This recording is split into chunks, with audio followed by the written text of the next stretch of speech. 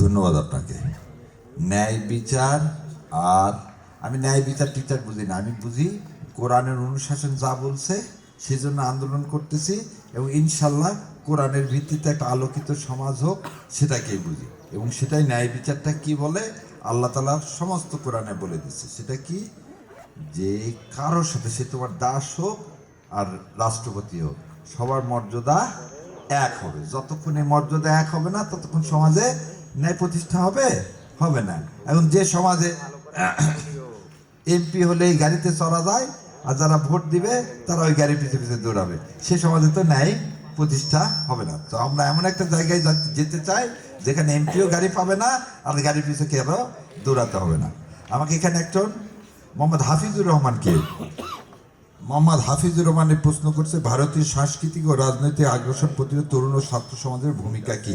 হাফিজুর রহমানটা কে? আসসালামু আলাইকুম। আপনার প্রশ্নটা খুব সুন্দর। আগে বুঝতে হবে ভারতীয় আগ্রাসন কি। আগ্রাসন শব্দটা কি? আগ্রাসন কাকে বলে বলেন তো কেউ একজন? আপনি ছাড়া আপনি বসেন, বন্ধুদের মধ্যে বলেন তো কেউ একজন আগ্রাসন কাকে বলে? আচ্ছা, ভারতের সিরিয়াল দেখেন না এরকম কে কে আছে? আলহামদুলিল্লাহ, অনেক লোক আছে। কেন দেখেন না? হ্যাঁ, প্রতিনিয়ত বাংলাদেশের জুলুম করে ভারত, এই জন্য ওদেরকে ঘৃণা করি। এটা হচ্ছে ভুল। পৃথিবীর সব কিছু না দেখলে আপনি তো তার সমালোচনা করতে পারবো কি? পারবো না। ভারতের মানুষের সাথে আমাদের কোনো সমস্যা আছে? না। কার সাথে সমস্যা?